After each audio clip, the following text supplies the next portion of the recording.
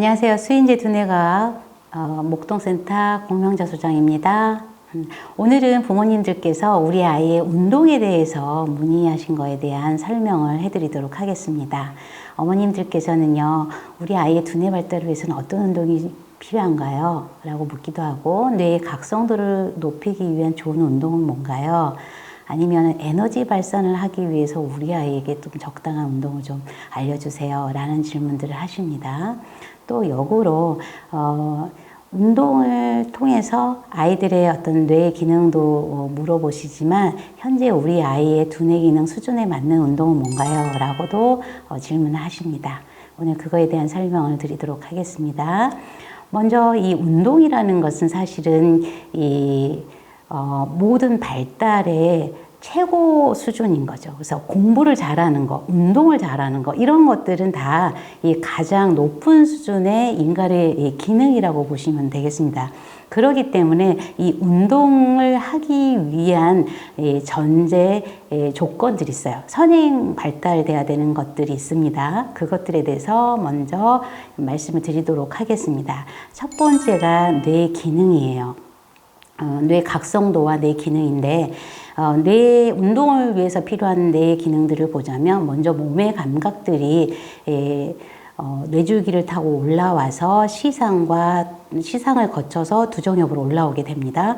그러면 우리 이 몸에 대한 집중력을 가지고 몸을 이미지화 시킵니다. 그래서 이 몸에 대한 정보들을 전두엽으로 보내주게 돼요. 또 시각적인 정보들은 후두엽을 통해서 바로 전두엽으로 정보를 보내주기도 하고, 또 후두엽에 있는 정보들을 두정엽을 통해서 공간 지각 능력 기능을 준비시킨 다음에, 발달시킨 다음에 그 다음에 전두엽으로 보내게 돼요. 그리고 또 운동마다 운동을 습득하게 되면 운동의 프로그램화가 돼서 기억력으로 저장이 되는 곳이 있는데, 그것을 우리가 프락시콘이라고 하죠.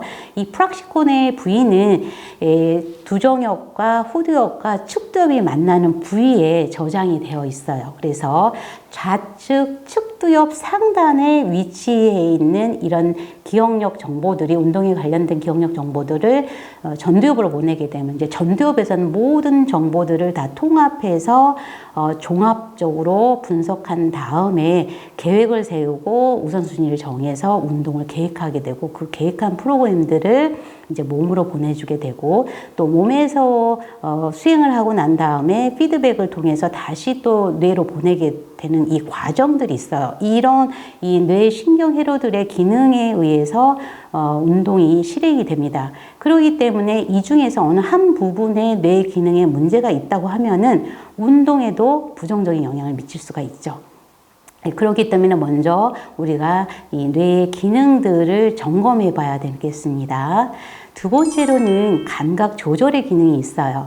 아까도 얘기했지만 이런 감각들이 뇌줄기를 타고 올라오게 되는데, 뇌줄기에서 망상체라고 하는 부분이 있는데, 이 망상체에서는 감각을 이제 이 보호기전에 의해서 이게 안전한 감각인지 안전하지 않는 감각인지를 판단하게 돼요. 판단을 한 다음에 안전하다고 생각되는 감각들을 이제 두뇌로, 이 대뇌로 보내게 됩니다. 그런데 아이마다 이 임계점이라는 게 있죠. 그 감각을 인식하는 그 수준이 있는데, 이 임계점이 보통 아이들 수준이 이 정도라면 우리 센터를 찾고 있는 아이들 같은 경우는 임계점이 너무 높거나 너무 낮은 아이들이 있어요. 낮은 아이들 같은 경우는 임계점이 낮은 아이들은 감각적인 정보들이 올라왔을 때 일반 아이들 수준에서는 괜찮은데, 우리 아이들은 이런 감각 정보들에서 굉장히 예민하고 방어적으로 생각을 해요. 그렇기 때문에 불안하죠. 그래서 전정 감각, 이 근해 같은 거 타는 걸 굉장히 불안해하는 아이들 같은 경우는 우리 전정 감각에 대한 자극적인 요인들이 오는 활동들을 다 회피하게 됩니다. 또 반대로 임계점이 높은 아이들이 있어요. 이런 아이들은 일상생활에서 보통 아이들이 하는 운동에 대한 수행을 하고 나서도 이 정도가 감지가 안 돼요. 굉장히 둔하게 감지가 되기 때문에 결론적으로는 두뇌로 보낼 수 있는 이 감각 정보들이, 몸 감각 정보들이 정확하게 조절할 수 있을 정도의 양이 충분히 들어가지가 않아요. 그렇게 되면 운동 발달이 또 안 되죠.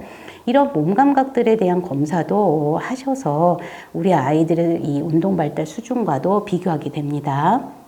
세 번째로는 또 뭐가 있냐면 보통 얘기하는 운동신경이라는 게 있죠. 운동신경.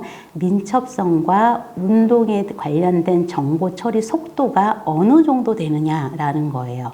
아이들이 느린 아이들 같은 경우는 빠른 운동들을 하기가 어려워요. 그래서 민첩성과 균형 감각 이런 것들의 발달 수준도 봐야 되겠습니다. 네 번째로는 정서행동적인 측면을 봐야 되는데요. 아이들이 불안한 아이들 같은 경우는 일단은 외부 활동들 자체를 기피하는 현상이 있어요. 그리고 사회성을 요구하는 그룹 체육 활동이나 운동들을 굉장히 힘들어합니다. 그래서 이런 부분도 평가를 하시는 것이 필요하겠어요. 다섯 번째는 우리 아이의 연령 수준이에요. 연령 수준에 맞춰서 신체와 두뇌 발달 수준을 체크하고 거기에 맞는 운동들이 있어야 되겠습니다. 여섯 번째로는 아이마다 갖는 흥미가 있어요. 남자아이, 여자아이에 따라서도 흥미가 다르고요. 개인적인 차이에 있어서도 운동의 흥미도가 좀 다릅니다. 이런 점들을 수인제 두뇌과학센터에서는 종합적으로 다 평가하고 취약한 기능들은 훈련을 통해서 어느 정도 수준에 올라오게 한 다음에 거기에 맞는 운동 처방들을 권장해 드리고 있습니다. 우리가 보면은 운동이 두뇌에 영향을 미치나요? 네, 두뇌에 영향을 미칩니다. 또 반대로 두뇌의 기능이 운동에 영향을 미치나요? 네, 맞습니다. 서로 어떤 것이 인과관계의 개념으로 보실 것이 아니라 두 가지 다 상관관계가 굉장히 높다라는 것을 알 수가 있어요. 그렇기 때문에 정확한 검사도 하고 훈련을 하셔야만 아이가 어려움 없이 운동을 하게 됩니다.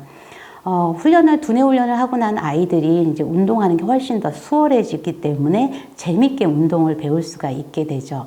이제 두뇌 훈련을 하고 나면 이제 저희가 하는 것은 이런 두뇌 훈련 기능들이 일반화로 잘 정착이 될 수 있도록 운동을 이제 처방해 드리고 그걸 가정에서 해보게도 합니다.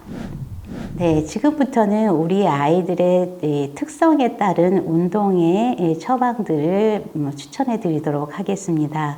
먼저 지능이 좀 낮은 아이들이 있고요. 지능이 낮으면서 발화량이 좀 많고 산만한 아이들에게는 요가를 추천하고 있습니다.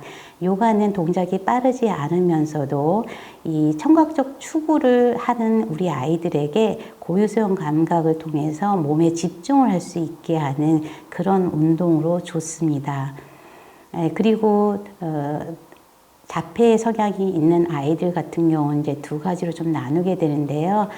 굉장히 전정감각 추구가 많은 아이들이면서 운동 수준이 낮은 아이들에게는 산행이나 계단 행군이라고 제가 이제 이름을 짓는데요. 무거운 이 가방을 웨이트 조끼나 가방을 메고 계단을 오르게 하는 훈련이요.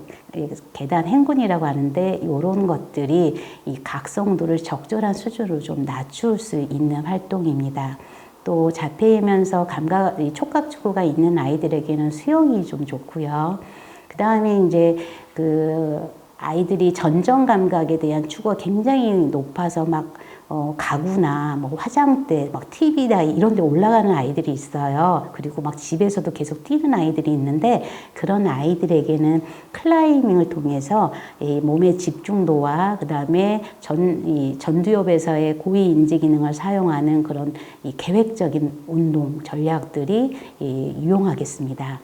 네, 그리고 ADHD 아이들 중에서 굉장히 산만하면서 촉각 추구가 있는 아이들이 있어요. 이런 아이들한테는 유도나 주짓수를 통해서 촉각과 고유수용 감각, 몸 집중력을 향상시킬 수 있는 운동으로 좋습니다.